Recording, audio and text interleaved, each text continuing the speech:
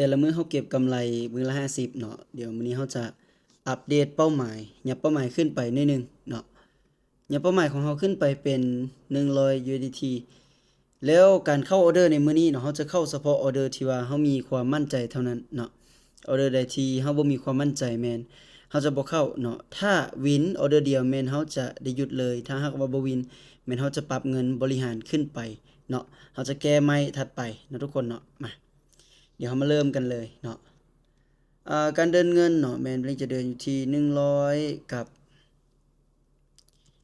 7 USDT เนาะในการเดินเงินส่วนเทคนิคการเทรดของเราหลักๆมื้อนี้เนาะที่ว่าเราจะใช้ในการเข้าเทรดแม่น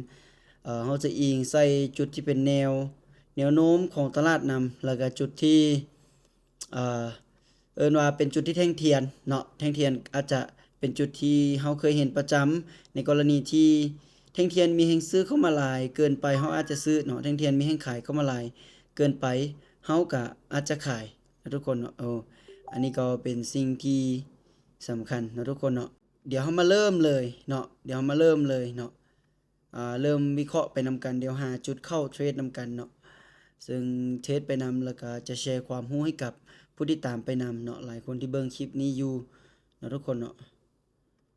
ก่อนอื่นเนาะแม่นเราจะตีโซนไว้ก่อนเนาะตีโซนไว้ก่อนตัวใดเป็นโซนใหม่โซนเก่าเนาะเราจะตีกรอบเข้าไว้เอาไว้เนาะทุกคนเนาะตีกรอบไว้หลังจากนั้นเราก็จะมาแนมเบิ่งว่าจุดใดมันควรเป็นจุดเข้าเนาะและจุดใดบ่ควรที่จะเป็นจุดเข้าอันนี้ก็จะเป็นการตีโดยรวมเนาะซึ่งเขาจะตีหากรอบเนาะทุกคนเนาะหากรอบหาแนวที่มันกีดขวางการเล่นของกราฟเนาะทุกคนเนาะคือจังหวะนี้เนาะนี่เนาะมาเบิ่งแท่งนี้เลยแท่งปัจจุบันนี้เนาะถ้าแท่งเทียนเป็นลักษณะนี้เนาะแม่นเป็นแท่งเขียวปิดเต็มหรือแท่งเขียวใหญ่เนาะเอิ้นว่ามีแห่งซื้อเข้ามาหลายแม่นเฮาจะกดซื้อเนาะแต่ถ้าเป็นแท่งแดงเนาะดันลงมาแม่นเฮาจะขายเนาะเดี๋ยวเบิ่งตอนท้ายโอเคบายเบอร์1เพราะว่าในมุมมองนี้เนาะเป็นหยังถึงกดซื้อเนาะเพราะว่าคิดว่ามันมีโอกาสที่จะขึ้นไปเพราะว่ามันบ่ได้มีแนวมากีดขวางเห็นบ่เนาะในจุดนี้บ่ได้มีแนวมากีดขวางและแท่งปัจจุบันนี้ตอนนี้ขึ้นโคตรงามเลยเนาะกำลังดิ่งขึ้นเป็นแท่งเขียวให้เฮาโคตรงามถือว่ามีแห่งซื้อเข้ามาค่อนข้างว่า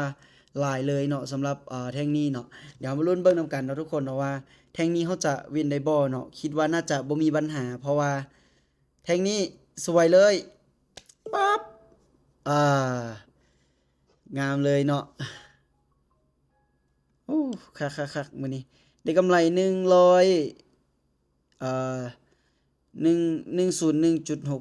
เนาะทุกคนเนาะออกไปออเดอร์เดียวอัตราชนะ 100%เดี๋ยวทุกมื้อเนาะลิงจะมาเทสลักษณะนี้เอาเนาะทุกคนเนาะเพราะว่าหลังจากที่ใส่ไปโดนไปก็ค่อนข้างว่าเห็นผลเนาะแล้วก็เลยว่านำมาเป็นคลิปแบ่งปันความรู้ให้กับหลายๆคนเนาะได้เข้าใจนำกันเนาะคือจุดนี้เนาะทุกคนเนาะเดี๋ยวอธิบายย้อนหลังอีกนิดนึงเนาะอีกหน่อยนึงเนาะคือจุดเนี่ยเนาะจุดที่เขาเข้าไปซื้อในจุดนี้คือเร่งได้บอกทุกคนนั่นแหละว่าในอดีตเนาะก็คือเห็นบ่มันยังฮอดนี่เนาะเดี๋ยวแต้มให้เบิ่งเนาะมันน่ะเป็นแท่งเทียนแท่งเนี่ยเห็นบ่นี่แท่งนี้เนาะมันฮอดเพียงแต่นี้เองเนาะทุกคนเนาะซึ่งมันบ่ได้มีแนวคิดขวางของมันอยู่ไสอยู่พี่เห็นบ่นี่เห็นบ่ด้านถึงนี่เนาะแล้วมันมีซองโหว่อีก1แท่งให้มันขึ้นไปเนาะฉะนั้นเฮากดปุ๊บมันมีหลายเกินไปเพราะว่าหยังเนาะแท่งเขียวแท่งนี้เป็นแท่งที่มีแห่งซื้อเข้ามาเต็ม 100% เลยเนาะแล้วบ่ได้มีแนวคิดขวางซึ่งมีโอกาสไปต่อเนาะเฮ็ดให้แท่งเทียนน่ะดิ่งโตขึ้นไปต่อแล้วเฮ็ดให้เฮาสามารถทำกำไรได้ในจังหวะนี้เนาะในจุดนี้เนาะอันนี้ก็ถือว่าเป็นอีกหนึ่งความสำเร็จสำหรับการเทรดของเฮาในมื้อนี้เนาะทุกคนเนาะก็ถือว่าเฮาก็สามารถทำกำไรได้แบบสวยงามเลยเนาะสำหรับการเทรดในมื้อนี้เนาะหลายๆคนเนาะที่ได้เบิ่งคลิปนี้ตั้งแต่ต้นจนจบจนมาฮอดปัจจุบันนี้เนาะก็หวังว่าหลายคนจะได้ความรู้เนาะส่วนไอ้เรื่องแนวรับแนวต้านนี่ถ้าบ่มีความรู้เนาะยังเป็นมือใหม่อยู่ยังอยากศึกษาอยู่ก็ให้เข้าไปศึกษาเพราะว่าในปัจจุบันนี้อยู่ใน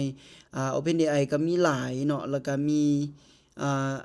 ใน YouTube ก็มีสอนหลายเนาะทุกคนเนาะฉะนั้นเฮาสามารถที่จะเลือกเรียนได้ด้วยตัวเองเลยเนาะเนาะแล้วในนั้นบทเรียนก็ค่อนข้างว่าแน่นแล้วก็ละเอียดเนาะทุกคนเนาะเฮาก็สามารถเรียนรู้ว่าแนวรับแม่นหยังแนวต้านแม่นหยังแล้ว เอ่อในการเทรดเนี่ยเราควรจะเข้าในจุดๆใดเนาะอันนี้ก็เป็นสิ่งที่สำคัญได้เนาะฉะนั้นมื้อนี้เนาะเราได้กำไรแบบงามๆเนาะพึงพอใจแล้วซะเนาะสำหรับมื้อนี้เนาะเป็นกำไรที่พึงพอใจแรงเนาะทุกคนเนาะฉะนั้นคลิปนี้ก็สิได้หยุดประมาณนี้เนาะเราจะบ่ไปต่อเพราะว่าเราสามารถทำกำไรได้แล้วและก็ได้ตามเป้าเป๊ะๆเนาะทุกคนเนาะโดยที่ว่าเข้าถึกใหม่เนาะแล้วก็เลยว่าวินเนาะก็สิได้หยุดประมาณนี้เด้อย้ำท้ายคลิปว่าทุกการลงทุนมีความเสี่ยงไผบ่มีความรู้ห้ามลงทุนเด็ดขาดทุกคนบ๊ายบาย